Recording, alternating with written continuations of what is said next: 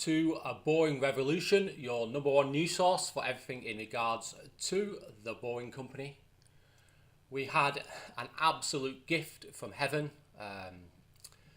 on Thursday when Jim Chanos was on CNBC and he made a statement in regards to the Boring Company, which was basically complete rubbish.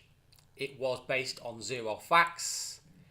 It was just guesswork, and that is what Jim Chanos is all about. That's what he's been doing for the last 5 years in regards to Tesla. He is essentially a Tesla hater. Even when he's been losing money, he has still been shorting Tesla. So I thought today we could have a look at Jim Chanos. Obviously, there are a lot of videos on the internet in regards to Jim Chanos because he shorts Tesla, and a lot of the Tesla fanboys do criticise Jim Chanos. However, the fact that he's now criticising the Boring Company, I find quite bizarre.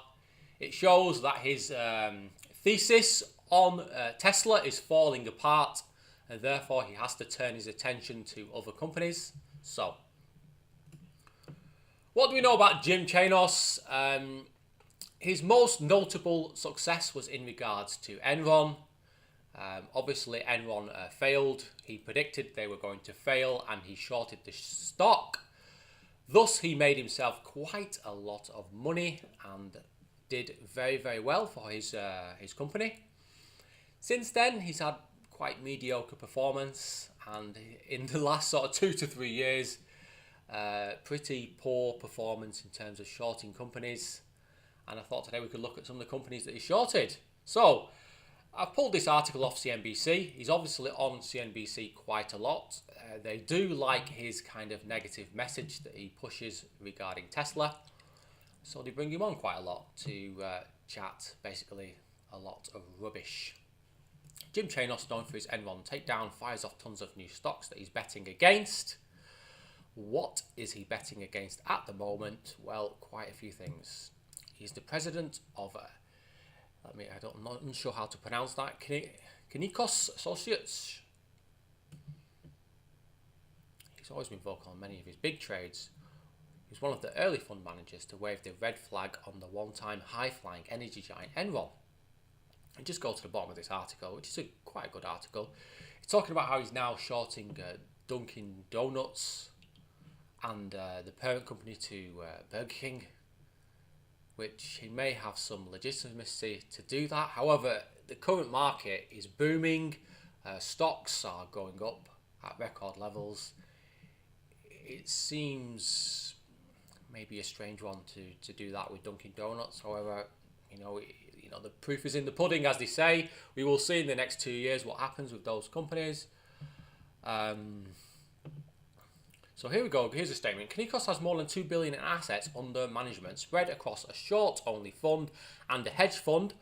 Both funds are flat for 2018, according to a source familiar with the matter. The short-only fund lost 12% last year. So in short, he lost 12% last year in 2017. And the hedge fund, which is going to go up because everything is going up at the moment, gained 22% in 2017.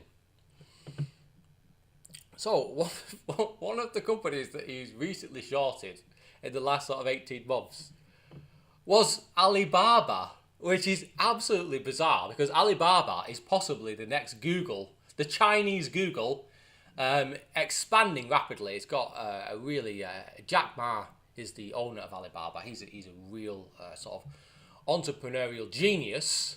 As you can see, Jim Chanos was shorting the stock around about this time here, early to mid 2017. Since that, say it was around, let's be fair to him, let's say it was around 115 when he shorted it. It did go up to 208. It's since gone down to 187. So again, not done so great there, Jim. Here's a video about Jim Chanos and why shorting Dunkin'. We don't really need to watch that. In a sense, I can agree with him shorting Dunkin' Donuts because they don't treat their franchisees that well. However, they do make quite considerable money in that particular business model, so unsure why he thinks that it's going to fall considerably. So here's another article. This one's from Bloomberg. Legendary short seller Jim Chanos is losing money in his 2 hedge funds. Who would believe it? That bet against companies amid a market rally which has pushed stocks to record highs. Chanos, the founder of Cannicos Associates, lost about 1% of his fund during September. During the decline, bringing their decline to 10.7% this year. Terrible performance by Jim. According to an investor document seen by Bloomberg, his USUS strategy fell 2% last month and 6.5% in the first 9 months of 2017. So, not so great. What else is in this article of interest? So, this is another beauty from Jim Chanos. His other strategies include a handful of wagers against US shale producers.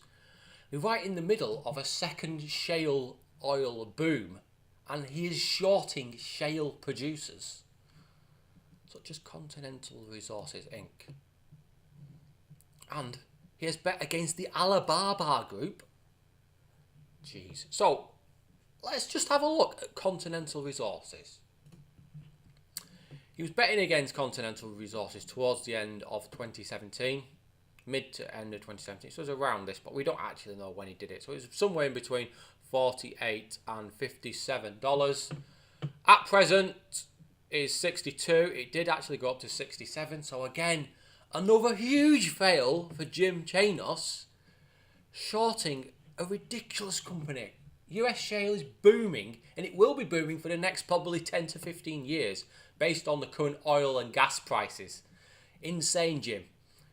So Jim Chanos is shorting Continental Resources. Chanos revealed Tuesday that his firm, Cannicos Associates, is betting against the company and said he's bearish on the North American shale business. Wow.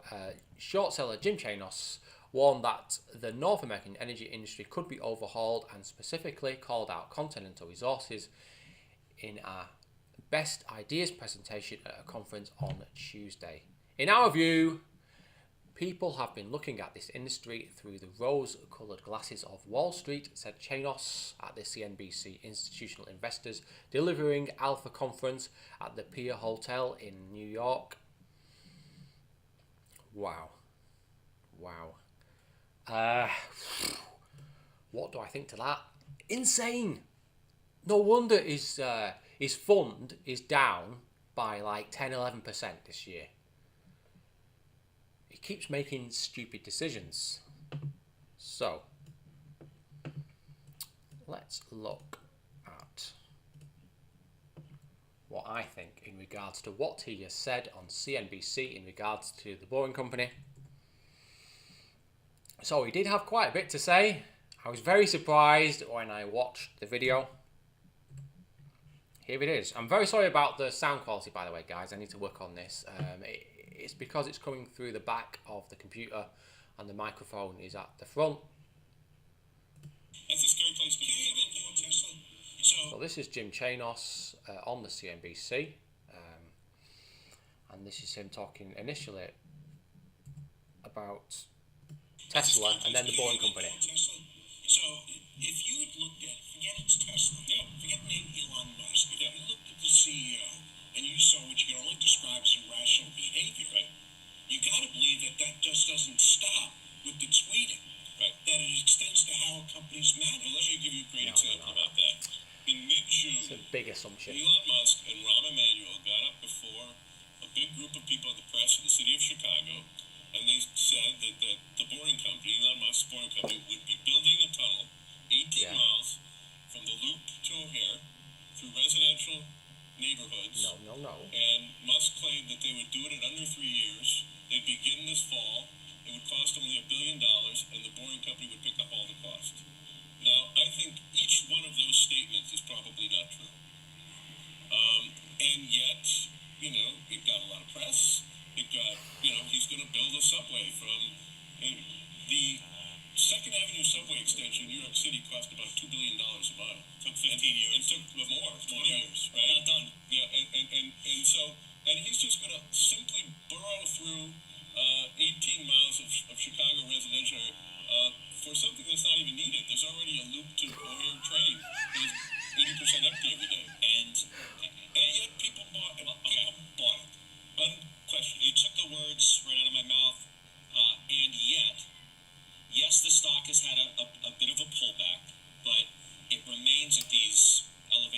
Yeah. The level of conviction you must have to stick with this.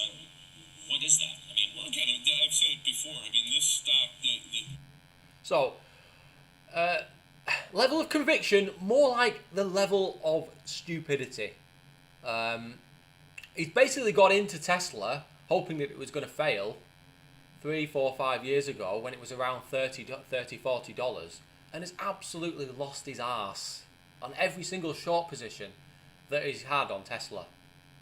Absolutely lost it. And he's lost tons of money for his company. But he continues to short Tesla. And now he has the guile to step up and talk about the Boring Company. If it's as if Elon Musk is just selling us, a pack of lies, which is totally untrue. And a lot of the things he's just said were complete rubbish. Absolutely complete rubbish. He's saying that the blue line in Chicago is absolutely amazing and that it's perfect and we don't need an extra line. It's not like thousands of people get into taxis and Ubers every single day to go to Chicago O'Hare Airport from downtown Chicago. Oh, it does happen, Jim. And a lot of those people sit in traffic for 70, 80 minutes to get to the airport. Come on, dude. He has no idea. He's done no research. He's just decided to talk about the Boring Company. And it's complete bull. It's complete bull. So, these are typical mind games from the Chanos playbook. He's trying to play down what Elon Musk can achieve. He's trying to sort of outline Elon Musk as some kind of liar, some kind of person that never keeps the promises. Now, granted, Elon Musk does make mistakes. He might say something's going to take 2 years and it takes 2.5, 3 years. So what? If the product that he delivers is superb, who cares if it takes an extra 6 months? This has been typical of the Model 3. The Model 3 has arrived late, but everyone that's looked at the car, everyone that's driven the car, agrees it is a great product. Even when experts broke down the Model 3, they agreed that the actual engineering of the car was superb. It was a great car. It has a good gross profit margin of at least 30%, maybe more for the performance version. He's been totally wrong about every prediction he has made regarding the Tesla stock since day one. So, in that video, he made the claim that the Boring Company will not fund the project. He's trying to make it out as though there will be public money ploughed into this scheme. Again, complete bull. Yeah? Elon has no problem raising money through finance. Absolutely no problem. If you look at SpaceX and Tesla and when he worked at X.com and PayPal, they had no problems raising money through capital. He can easily raise $4 or $5 billion easily in the next 2 years. Easily. So the idea that he's going to need to go to Chicago and ask the public for money to build this project is complete rubbish. Totally wrong, Jim. Then he's also saying, the project is going to cost more than $1 billion. Because look at New York. It's a completely different project. The geology is completely different. The size of the tunnel is different. The actual trains that are used, it doesn't even use a train. It uses a pod. It's completely different in every aspect. So this idea that you can link it to that project is stupid. It is world-class stupid. $1 billion, so what? So what if it costs $1.3 billion? It doesn't matter because it's still going to make a lot of money. This is just the beginning. This is the beginning of a 1,000-mile network in Chicago. Easily. Maybe more than that. So the fact that he's saying, it's going to cost a lot more, no. It'll cost close to $1 billion. It's not going to cost $5 billion. That's ridiculous, Jim. Come on, mate. He's saying it will take more than 3 years to construct. Well, Jim, if you were watching the actual press conference and listened to Elon Musk, he said it's about 24 months from when they start. In fact, he said it's 24 months from around today. That's what he said. So, once we get the plans done, once we get the approval, it will take less than 3 years to build. From when approval is given to when actual shovels go into the ground. It will take less than 3 years. And so what if it takes 3.5, 4 years? So what? Yeah? We're going to get it done. We're going to build something real special. And people are going to stop using the blue line because it's going to take 12 minutes, 14 minutes to get to the airport instead of, 50 minutes on a train. Yeah? Well, 40 minutes on a train. Let's be fair. 40 minutes. It's around 40 to 50 minutes on a train, yeah? And we're going to do it in 12 minutes. So, Jim, wrong again. Yeah? Right. So, these are the quotes from the actual video that we've just watched, yeah? Which we're going to debunk because it's complete bull, yeah? I don't know what Jim is talking about. It's complete... Jim needs to sit down and do some bloody research because he's losing. He loses every day with his Tesla shorts, and now he's going after the Boring Company. That is my field. I live for this project, and I'm telling you now, absolutely 98% of what he has said on CNBC was rubbish. So here's the quote from Jim Chanos. Quote, "The Boring Company will be building a tunnel to O'Hare, 18 miles through residential neighbourhoods." Jim. The project will be built under public land for at least 95% of those 18 miles. So it will either be built under the highway, under the existing highway, or it will be built underneath the railway line that runs to the airport. It's not going to be built under thousands of people's homes, yeah? In rare cases, it may cut across or cut underneath a few hundred homes at the most, yeah? And even then, that doesn't matter. There will be no subsidence. No one will notice it's there. No one will be able to hear it. No one will be disrupted by the construction work of the tunnel. So it doesn't matter. The vast majority, at least 17 miles of it, will be under public roadways and railways. Now, in regards to saying that it's going to cost over $1 billion, it's going to take more than 3 years, and it's going to require public money, this is what he said. I think each one of those statements is probably not true. So notice how he uses the word probably. That's his way of covering his arse when we get this project finished and he realises he's completely wrong in all 3 areas. We're going to get it done. We're going to get it done properly.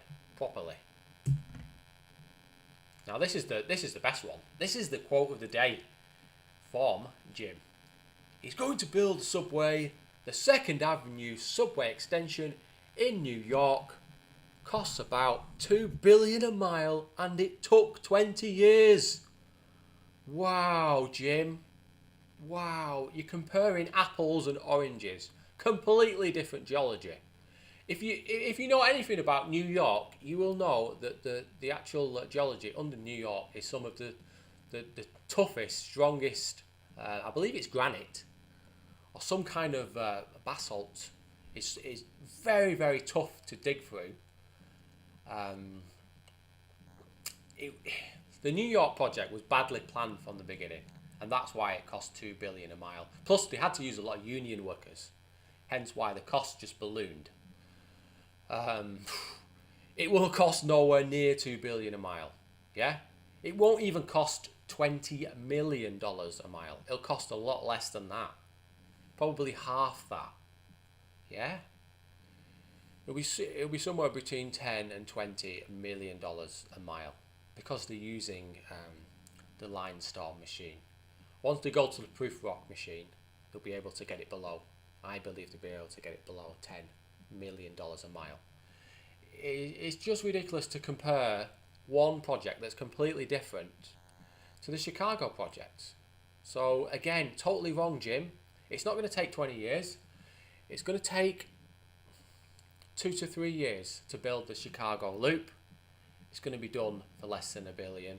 It probably do around somewhere between 800 million and 1.2 billion. It'll be somewhere in that kind of ballpark. And this is the best one. And this is from Jim. And he's just going to simply burrow through 18 miles of Chicago residential area for something that's not even needed. Jim, how can you say it's not even needed when we have thousands of people every day jumping in an Uber and going to the airport? And also loads of people who drive to the airport. It's crazy. It's desperately needed. If you look at the traffic going to Chicago O'Hare Airport, it's insane. People are sitting in traffic for 80 minutes to get from downtown on a bad day. 80 minutes. It's desperately needed. The blue line, it takes forever. It has to stop along the way. It's slow. It uses old technology.